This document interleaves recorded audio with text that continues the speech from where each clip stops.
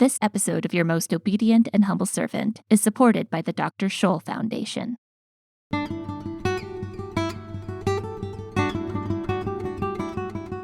Hello, and welcome to Your Most Obedient and Humble Servant. This is a women's history podcast where we feature 18th and early 19th century women's letters that don't get as much attention as we think they should. I'm your host, Kathryn Gehred. I'm thrilled to introduce today's guest, Ramin Ganeshram. Ganeshram is the executive director of the Westport Museum for History and Culture in Westport, Connecticut. She's an award-winning journalist and historian, and she specializes in addressing how public history can truthfully and faithfully address American history around race and identity. She also has a background in writing about food history and foodways. Welcome to the show, Ramin. Thank you so much. I'm so happy to be here. Can you tell me a little bit about 18th century recipes and bring in your own experience as a chef? Oh, sure. So I am a trained chef. And one of the things I really have learned being a chef and a journalist and a historian is that everyone loves to talk about food. When a topic is difficult or sort of fraught, food is a great access point to get people to talk about it because, again, everyone loves to talk about food. For example, at Westport Museum last year, we did a whole exhibit on chocolate in the American colonies, about how chocolate was grown, processed, and imported to the American colonies in the 17th and 18th century. People loved it. We did a lot of programming, but it was really an exhibit about the Atlantic trade, about enslavement in the American colonies, particularly in New England, where the story of slavery is often undertold, if told at all. But that sweet taste of chocolate allowed us to talk about a very bitter history in a way, I hate to say this, but stealthily getting people into the topic while they're enjoying a little taste of something. That's fascinating. You bring up ways to talk about slavery in a public history setting. We're going to be talking about a document that deals with slavery quite a bit. Can you tell me a little bit about what we're going to be looking at today and how you found it? Yeah, absolutely. In fact, the way I found this document was doing food history research for a book that I'm completing about how Caribbean foodways and heritage really impacted food history and history at large in what later became the United States. And so looking for primary resources to talk about 18th century cuisine and ingredients in the Caribbean and how it ties back into the American colonies, I found this journal that was actually a compilation of letters written to some unknown person back in Scotland by a woman named Janet Shaw. And Janet Shaw was Scottish. She traveled to the British colonies in the Caribbean and, of course, North America between these 2 years, 1774 and 1776, in the company of three young people who were the children of a local landowner from where she was from in Scotland. And I found her material because she wrote a lot about the food of the Caribbean in great detail. It was an incredibly useful resource. So in writing these letters in this journal form to this unknown person, she describes everything around her, for my purposes at the time, including food. But what was super interesting to me was she wrote firsthand accounts to the lead up to the American Revolution when she arrived in North Carolina. That's an interesting time to come visit. So do you know much about Janet Shaw? It's interesting that she was keeping a diary and writing letters in that format. It is. And not much is really known about her. She was from a middle to upper middle class family in Scotland. She was either 36 or 46. There's like a 10-year gap in trying to understand how old she was when she made this trip. She wasn't married at the time. So there's some speculation because of the language she uses about how happy she and the other person, the recipient, are going to be when they get to see each other again, that it might have been a love interest rather than simply a friend. And more is known about her brother, who was doing business in the West Indies, had come to do business in the North American colonies, and they really were associating with other loyalists when they finally arrived. That split had just happened. So prior, she was visiting other British colonies or areas of the realm. And now suddenly she finds herself kind of lumped in with a group of people, this separation, the loyalist versus the patriot. But that, and the fact that after her travels, she returned to Scotland, kind of took up her place again in this prominent family. At one point, met George III and Queen Charlotte. They were reviewing the battery in the town where she was from. That's not much known about her. She's a very precise and careful correspondent. And that's so useful, of course, to us as historians. Yeah. Her letters were published as the Journal of a Lady of Quality, being a narrative of a journey from Scotland to the West Indies from 1774 to 1776. The version that I found online was published in 1921. So there's a little bit of just like, oh, it's a woman. That's all the work we need to do to find out who it is. She's a lady of quality. But she seems really interesting. And it is, you're right, when you start looking into these letters, it's such a valuable document. Like I can see why it was published so early, but in that kind of interesting way that women's documents sometimes are treated as what a curiosity. Yes. And from what I understand, the documents themselves were just, there was, I think, 3 extant copies, 2 of which were kept within the family and just passed down as a curiosity, as you say. And the whole idea of the lady of quality is really interesting to me because that language was a signifier that she could be trusted, that she had some level of education, that she wasn't just gallivanting around the world on her own. She was traveling in the company of her brother and these 3 young people who she was shepherding, which might have been presumably why she was there. There's not a discussion about why she undertook this journey, but it seems very likely that that was why, that there had to be sort of a female chaperone. One of the children was a young woman at the age of 18. She's the person referred to as Fanny throughout the narrative. Yeah, that is really interesting. It is. It is. All the signifiers. Yeah. Yeah. So she did write several copies. We don't really know who she's writing to. There's some discussion of whether it was possibly a potential partner or something like that. Do you think when she was writing it, from your work with this, that she meant to keep it as sort of a private journal, or did you think she might even have thought about potentially publishing it? Because sometimes these early women's journals were published, and particularly epistolary letter format was one of the ways that women at this time period could write and could get some recognition for writing. I think when you read the detail of this narrative, that's very possible. There is a lot of self-aggrandizement, which is very common in these sort of to-be-published journals. You know, it's difficult to say only in as much as it doesn't deviate wildly from the accepted language of the day, but shorthand is not often used. There is, in my reading of it, less assumption of knowledge of the people involved than one would have writing to someone who knew you personally. So I think it is very, very possible. Plus, travelogues in this period of time were wildly popular, you know, not just from men, but from women as well. It was an incredibly flourishing format. I mean, the amount of travelogues you could find for this period of time are really quite astounding. And published. I think, yes, I think it is very possible that somewhere in the back of her mind, she was potentially harboring those hopes. This just occurred to me this second, but you talk about how she writes about the food in great detail. It's kind of like going on a trip and making Instagram accounts about what you're eating in places. But this was the sort of version of that of, to my friends back home, this is what's different about where I'm traveling to. Yes, I agree with you 100%. And I think, you know, now that we're talking about this, thinking about the format where she kind of must have kept a letter book or a journal book, writing these letters out versus writing them and sending, because there's no other copies, right? Obviously, people use letter books to fashion their thoughts and then copy out a letter, and that letter would be sent. You know, there isn't one.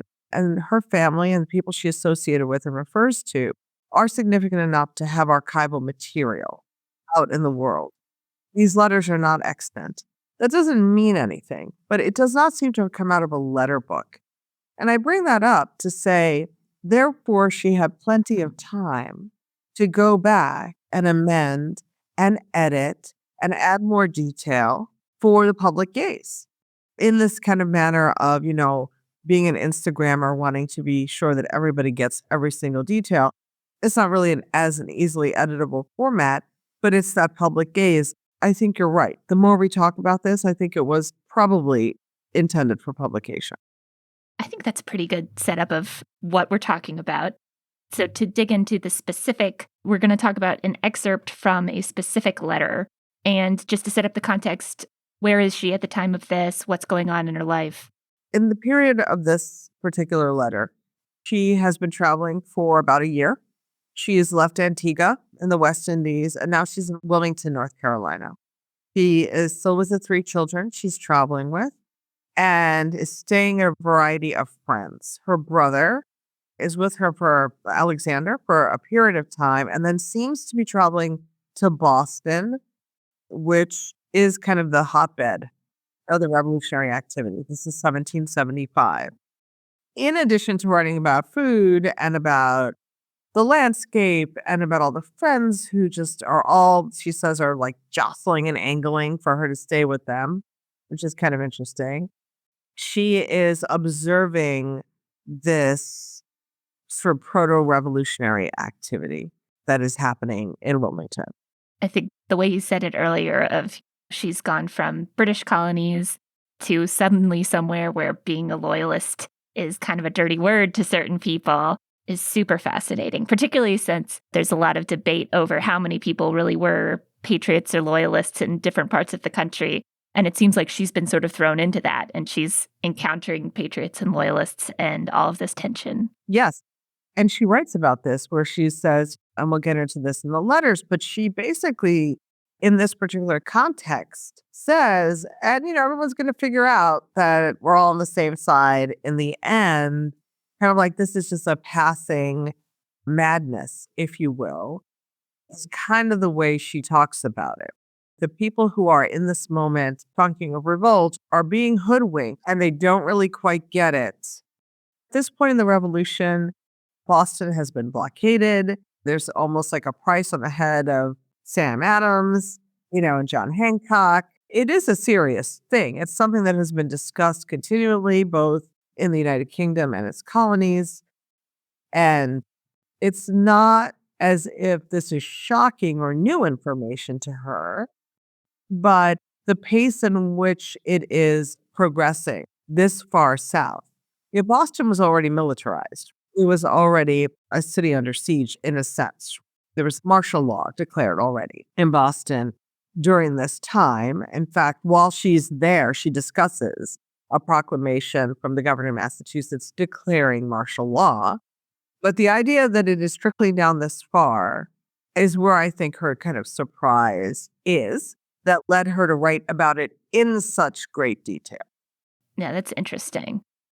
Having read this before, I noticed she uses the words Whig and Tory a lot. When she says Whig, is she basically talking about patriots or is it the other way? Right. So that's actually confusing. She's talking about so-called, I'm saying so-called, right? Because here's the difficulty. In her world, a patriot is someone who's loyal. Right. Yes, of course. Yeah.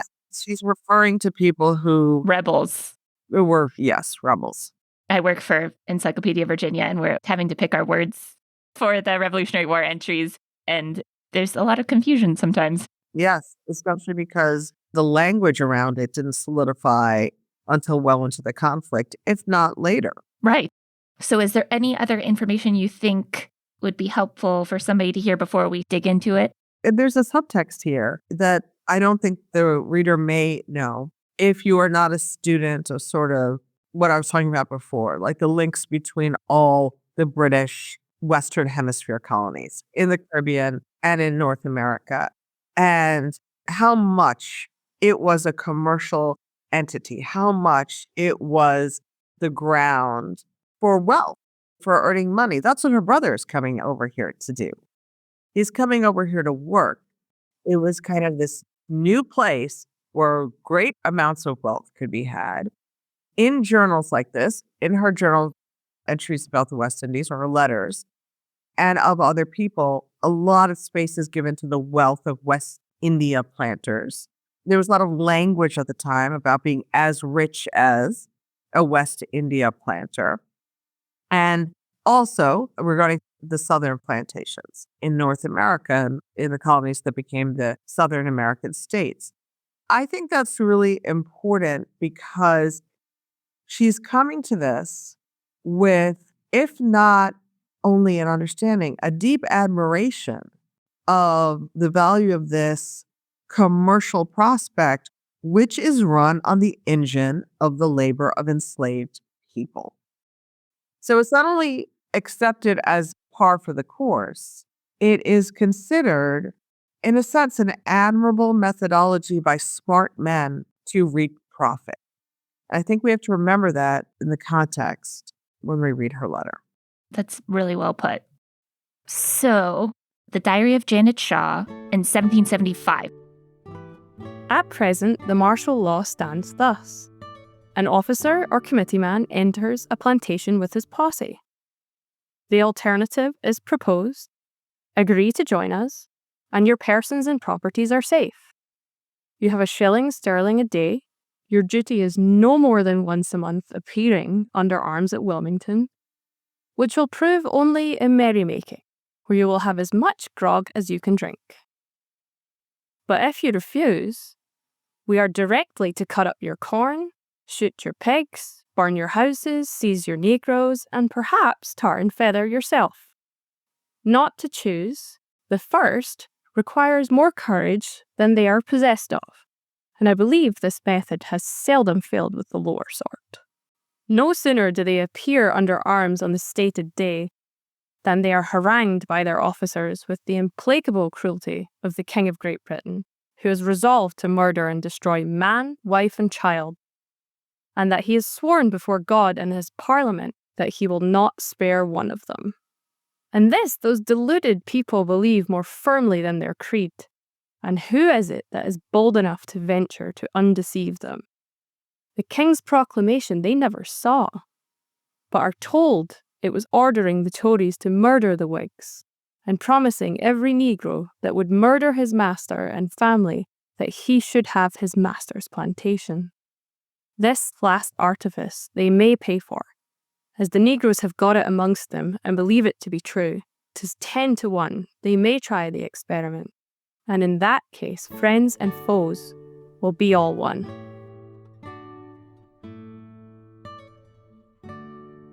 All right, let's talk about that paragraph first. I don't think we have the specific date of this letter, but it's definitely from 1775, and it's after she's arrived in North Carolina. And she's describing how martial law works in North Carolina. And she's basically making it sound like the anti-British colonists are threatening you. They're coming to people's doors and saying, we're going to cut your corn, shoot your pigs, burn your houses if you don't join our side, and that this works. So I don't know if this is accurate from what she's seeing, or if this is sort of from her perspective as a Scottish woman who is very, very loyalist. She wants this to be a colony that she can make money out of. Now that you set that context up, she's sort of hoping that, well, these are people being bullied into something, but eventually this madness will end. Right. That's the interesting thing, right? Because she doesn't say that she witnessed this. She says that this is what she understands from happening. And with the context, based on who she's associating with and what she's doing, is that the people telling her what is happening are plantation owners she's visiting, society people in the town that are saying to one another, this is what's going on. And I read it as hyperbole. Perhaps she didn't know it was hyperbole. And the reason why is that the proclamation she's talking about that no one has ever seen, that they're banding about this king's proclamation, is really a proclamation by General Gage, governor of Massachusetts at the time, that says this is your chance to basically be given amnesty for your uprising. And it's really funny. He's saying everyone but Sam Adams and John Hancock. But everybody else who took up arms against the crown, who have harassed British soldiers, who have just promoted this madness, we're willing to give amnesty. This is one of those forays into We're willing to take you back into the fold or put this behind us. Stop. Just stop. He doesn't mention the enslaved. He doesn't mention that this idea, which later does become an actual proclamation from the king at the end of this year, where the king says, this is the famous, leave your enslaver and join loyalists and you'll get freedom and you will get land and so on. That's not what this refers to at all. And it refers to a document where the enslaved, in fact, are not mentioned whatsoever. So what I think happened, which all got wrapped up into this kind of hyperbole, and this to me, what I'm about to say, to my mind, garners more proof around the idea that this was a lot of gossip whipped up into a statement like this. And it is several months before this proclamation by Gage on behalf of the crown as an acting governor, colonial governor, received a petition by enslaved people in Massachusetts, petitioning for their liberty, stating that enslavement is against the laws of man, specifically outlining physical abuse, including sexual abuse and assault of enslaved women. He does not answer the petition. It is ignored by the Massachusetts colonial legislature. Interestingly, these petitions became fairly regular during the course of the Revolution. One here in Connecticut. There was one later both in 1779 in New Hampshire. This idea of, okay, you're all proclaiming the rights to liberty. Well, if that's what we're talking about now, let's really talk about it. Gage ignores it. The legislature ignores it. But clearly it was talked about. And to me, all of this sort of gossip and passing of information conflates together with this proclamation into this hyperbolic idea of what you're being told is this is what's going to happen. That's so fascinating. Yeah, because I looked at that proclamation as well. And first off, for people who've been listening to the podcast, it is signed by His Excellency's Command Thomas Flucker, Secretary, who was the father of Lucy Flucker, who we talked about in a previous episode. So a very well-hated guy on the revolutionary side. When I first read it, as somebody who's from Virginia and does a lot of Virginia history, I immediately thought of Dunmore's proclamation. And I was like, oh, she's talking about Lord Dunmore's proclamation. But that's not yet. That's later. And so it does seem to me Dunmore is also hearing all of these rumors and gossip and what people are afraid of happening. And the enslaved people are petitioning on their own behalf. They are fighting for this. They're making a very clear point that, hey, you're fighting for liberty. What about us?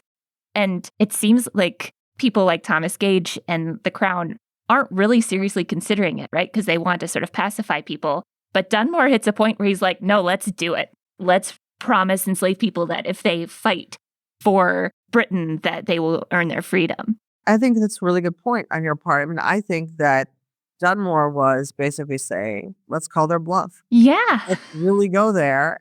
And then they're finally going to back down. And kind of had to make good on a promise that he probably didn't want to keep. No, likely did not want to keep. It doesn't seem like Dunmore was a great abolitionist. I think he was thinking in more of like a reactionary knee-jerk way, because once he actually had all of these people who were very invested in fighting for their own liberty, he didn't know what to do with them. That's right. This is why I like these little snapshots into a moment in time, because this is all happening before Dunmore's proclamation, but it really helps sort of talk about what's going on.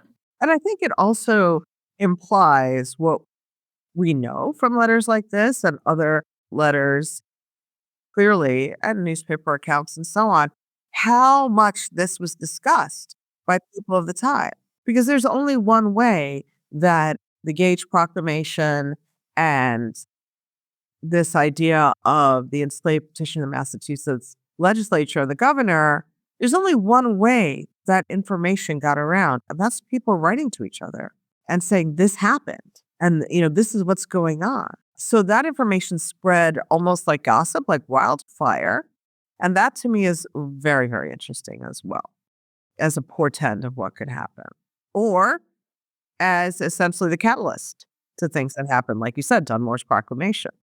And people talk about gossip like it's not important, but sometimes gossip's where the action's happening. Absolutely. All right, so let's go into the next paragraph. I came to town yesterday with an intention of being at church this day. where I was informed there was to be service performed by a very good clergyman. In this, however, I was disappointed, for I found the whole town in uproar. And the moment I landed, Mr. Rutherford's Negroes were seized and taken into custody till I was ready to return with them.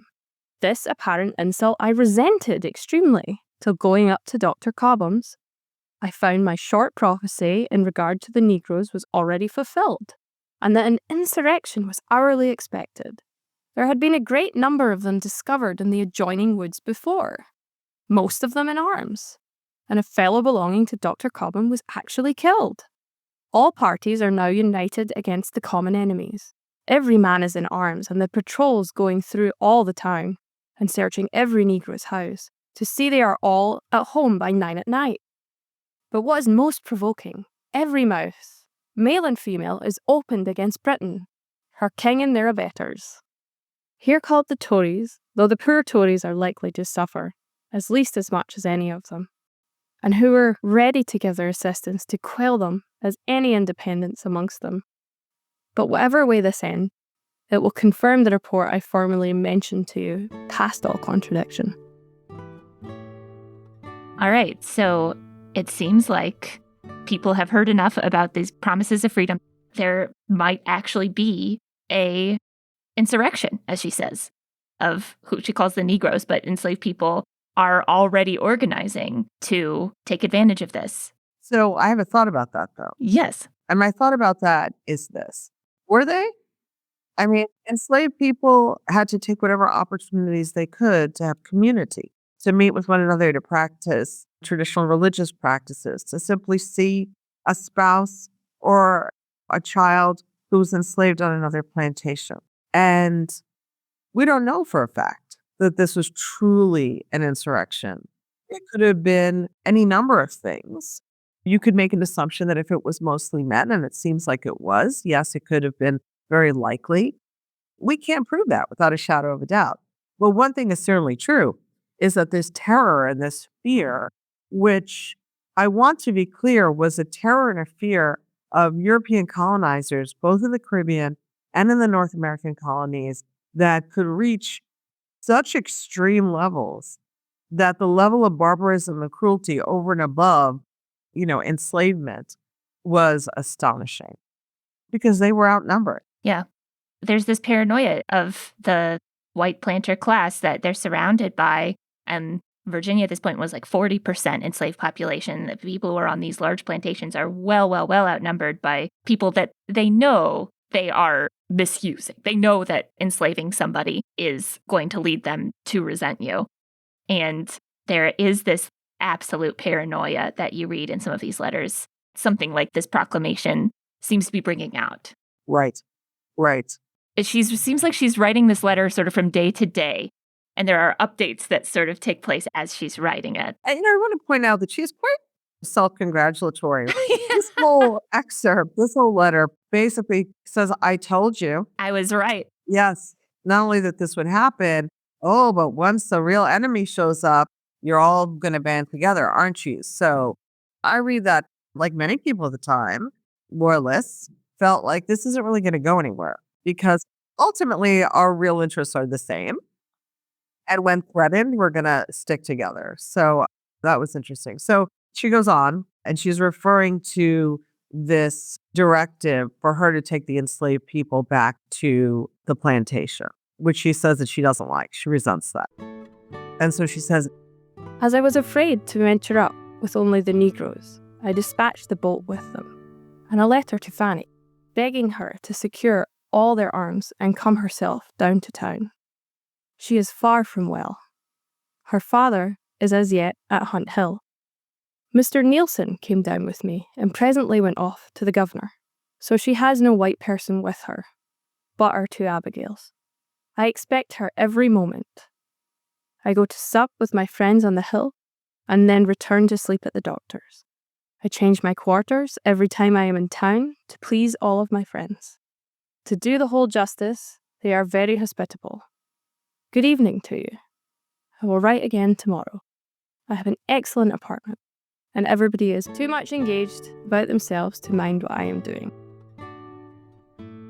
This, I think, is a really interesting section. So this is very much like the writing of a racist white woman at this time period.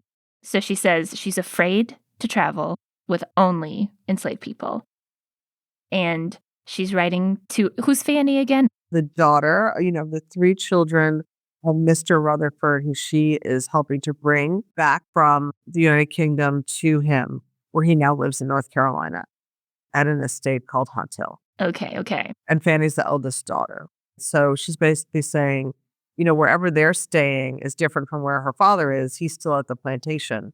And she was by herself with her 2 Abigails, the 2 female servants. Their name is not Abigail. Abigail was just a general term for a lady servant. I have actually not heard that before, and that is so interesting. This I find so interesting. So Abigail's was a common slang for a lady's maid, an attendant, a maid of all work, not dissimilar to the very racist way Irish female servants were generally referred to as Bridgets in the mid-19th century and early 20th century. Wow. And then just her little bit where she's like, I have an excellent apartment. She's talking about she's by herself.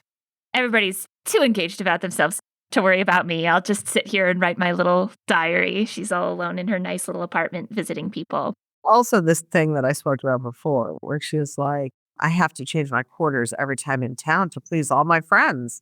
Everybody wants me to stay with them. And then she says, no one is really engaged in what I'm doing, which I think is so funny. Like, which is it, lady? Everybody wants me to stay, but once I'm there, they just leave me by myself. All right, so here's the last paragraph. After a sleepless night, to which the mosquitoes contributed more than my fears of the Negroes, I am sat down by the first peep of day to inform you of what further happened yesterday. I told you I was going to sup at the Hill, which is at the other extremity of the town. Here I found the affair of the Negroes justly attributed to the cause I formerly mentioned, viz. That of falsifying the King's proclamation. For though neither they or I had seen it, we were convinced it was in a style the reverse of what was given out. Our time passed so agreeably that it was now too late to venture so far without some male protector. And as all the Negroes were locked up, I therefore waited until the midnight patrol arrived, the commander of which was a Tory and my particular acquaintance.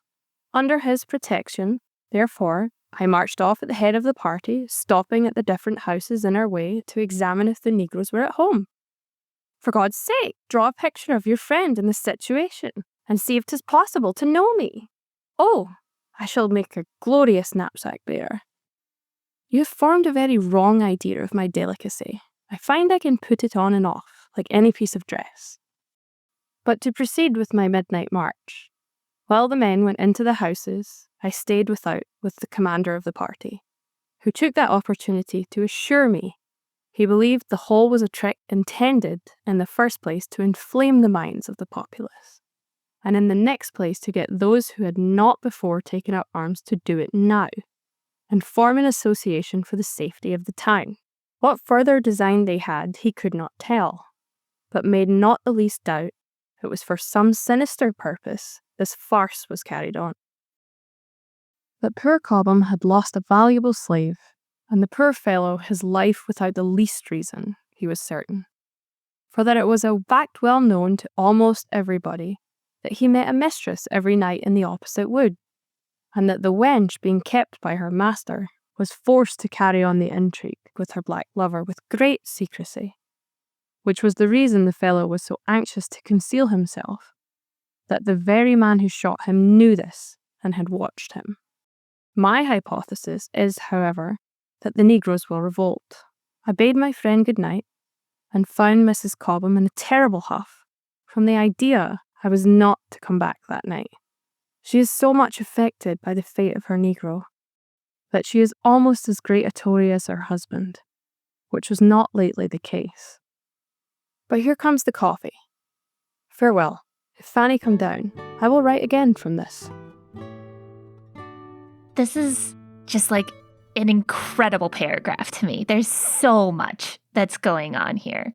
So she goes from talking about that there was an insurrection, that they had found a group of men all armed, that they were forced to shoot somebody, to there was one enslaved man who everybody knew would go visit his mistress at night, and that somebody took advantage of this sort of fear about an uprising to shoot and kill him. That's how it comes across to me. And so there actually wasn't an insurrection. Everybody's getting worked up, and even the leader of this group of these sort of the enforcers of this martial law weren't really afraid of anything like that. And they knew enough about the situation and the people involved that he calls it a farce to her. Which also adds another level to this idea of this enslaved man, enslaved by this guy Cobham, who is known to have had a wife, a partner, very likely elsewhere, and he would go to visit her at night, being effectively lynched, hunted down, and killed under this guise of, well, we thought he was potentially one of the insurrectionists, who you've just said is a farce and isn't a real thing. Yes. So essentially, if you believe it's a farce and not a real thing, you are stating fully that this is a lynching, essentially. Yeah. And that really struck me. And it sort of occurred to me about how this paranoia that the white people have about the people that they enslave, how there's all this language during the American Revolution of how the British are repressing and destroying all the rights of white American colonists. Whereas meanwhile, this is an incredibly enforced martial law with curfews, with patrols going around at midnight, armed patrols going around to people's houses. I mean, this is basically like a reign of terror against the enslaved people in North Carolina. And that's just seen as sort of par for the course. But it's so obvious. The double standard is so obvious that I was just losing my mind reading this paragraph. And then the complicity of this white woman traveling around with the enforcers, I think, adds her sentence where she says, "For God's sake, draw a picture of your friend in this situation and see if 'tis possible to know me. Oh, I shall make a glorious knapsack bearer." So she's making this little joke like, haha, little old me. This delicate woman is traveling around with these military enforcers, these proto-Klansmen, this local militia, terrorizing people, and she's just writing about it literally as a little joke. Like, this is just a little funny scene for her. And also the disingenuity that gives to everything she's written before. I was terrified. I didn't want to travel with enslaved people. I can't do that. Oh, but you can gallivant around at the head of a patrol, because let's be clear, what would have happened if something quote unquote untoward in the eyes of these militia, these patrols, went down? There would have been shooting. There would have been violence. There would have been bloodshed. It would have been chaos. And certainly she knew that. So which is it? That you're afraid to travel with enslaved people, but you are not afraid to be marching along at the head of a group of armed men where things could go very wrong very quickly? Disingenuous, right? Disingenuous. She says, "The mosquitoes contributed more than my fears of the Negroes." What are you talking about? Yeah, you were afraid to travel with them. It's a very Gone with the Wind moment. That scene in Gone with the Wind where they're all sewing or whatever they're doing, knitting, while the men in the family go out to enforce, to basically raid a camp of freed people because of an implication that a white woman had been attacked as she rode through the camp. Yeah. They're all yes. sitting at home waiting while this attack is going on. This scene reminds me of in a lot of ways. This is just such a telling paragraph about what's going on in North Carolina at this time, the power dynamics between patriots, Tories, enslaved people. White women are involved in this weird, she gets to be the delicate little princess being escorted at night, but also inflicting terror on the enslaved people in these houses. She's part of it. A couple of things about this passage that I find so interesting in terms of both her cognitive dissonance and also, again, the disingenuity. First of all, is that she says, poor Cobham has lost a valuable slave. And then as an afterthought, and the poor fellow, his life, without the least reason. Like, that's the afterthought. Because it's almost, and this goes back to our original discussion, was she writing this down for posterity, for possible publication? You know, these little passages, these little lines are what further cement my idea as we're talking about it, then probably yes, because that's kind of the qualifier you use when you don't want to seem completely abhorrent and horrible. Oh, yes, and the guy lost his life for no reason. That's like yeah, it's not just about this Cobham lost his human property, poor guy. So that's really interesting to me. The other is that when she's talking about, the commander of this militia group, he's basically letting her know, yeah, we all pretty much figure the proclamation was twisted to kind of scare these would-be rebels into leaving off their rebellion, to calming down and to giving up. Well, that's interesting. If you know that's the case, why are you hunting people down in the woods who you probably know are meaning for whatever purposes, right? Why are you doing these patrols? Why are you carrying through this premise that there's insurrections about to happen among the enslaved community and you have to put it down, where you have just said, yeah, we know it was a trick. It was put about to scare the wood. Yes. I'm also super curious about what was actually going on with the man who was enslaved by Cobham was going to visit maybe his wife at night or something like that. But the fact that they had to do it so secretly, and then she mentions later Mrs. Cobham in a terrible huff and being so much affected by the fate of her Negro. I feel like there's more to this story that's going on as to why this man was lynched that she, as like an outsider, is able to pick up on. But just the little hints that she drops, it sounds like there's more in this relationship that is going on. The thing that occurred to me, and again, this is just a supposition, but as to why she, Mrs. Cobham, would be so affected, you could see that the destruction of the human property, this poor enslaved man of Cobham's, is a message to Cobham on some level. That may not be related to potential revolution. It could be some sort of business squabble. It could be a land squabble. It could be who knows. But clearly, because in this society, it is Cobham to whom this injurious act was committed, not the poor man who lost his life. It's a message to him in some way, which makes me think this is why she was so affected. It's a threat. It is a continuation of an effort to destroy his business, whatever it is. It's certainly not because this enslaved man had been killed, in my opinion. Oh, yeah. No, I agree. There's something else going on there. Just a little insight into how these societies actually worked.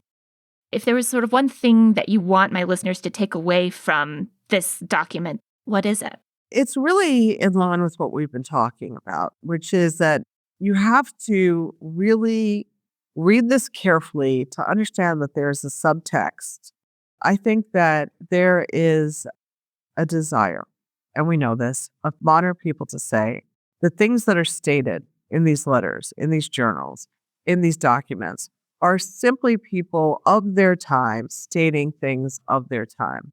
But this is a great document because the fact that she kind of is very clearly disingenuous, that she is self-aggrandizing, that there is conflicting stories in what she's reporting as what she believes, lets us know that it's not simply a person of their time.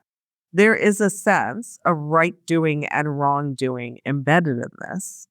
And so she's making a choice to be on a certain side.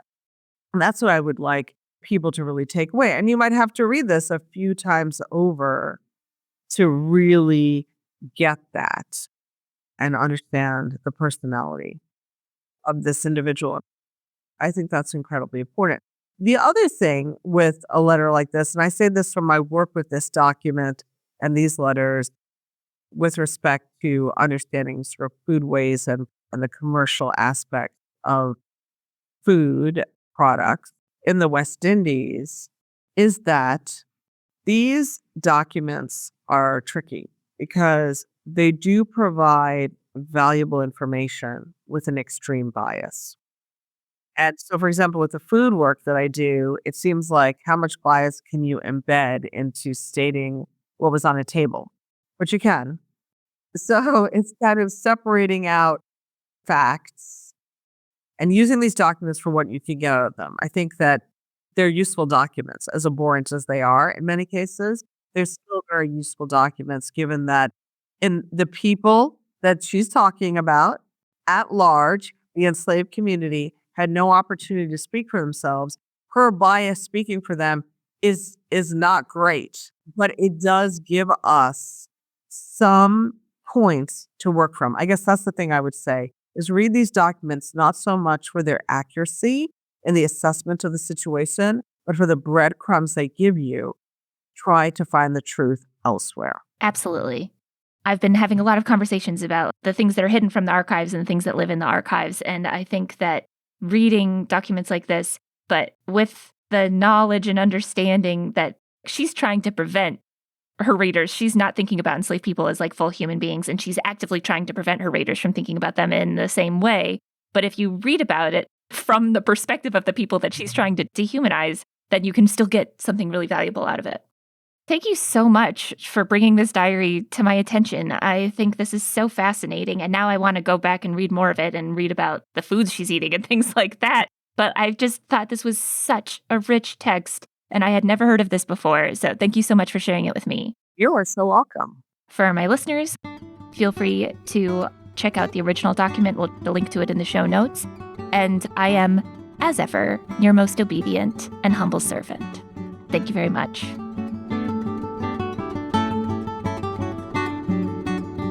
Your Most Obedient and Humble Servant is a production of R2 Studios, part of the Roy Rosenzweig Center for History and New Media at George Mason University. I'm Kathryn Gehred, the creator and host of this podcast. Jeanette Patrick and Jim Ambuski are the executive producers. Special thanks to Jillian McDonald for reading today's document. Thanks to Virginia Humanities for allowing me to use their recording studio. If you enjoyed this episode, please tell a friend. And be sure to rate and review the series in your podcast app. For more great history podcasts, head to r2studios.org. Thanks for listening.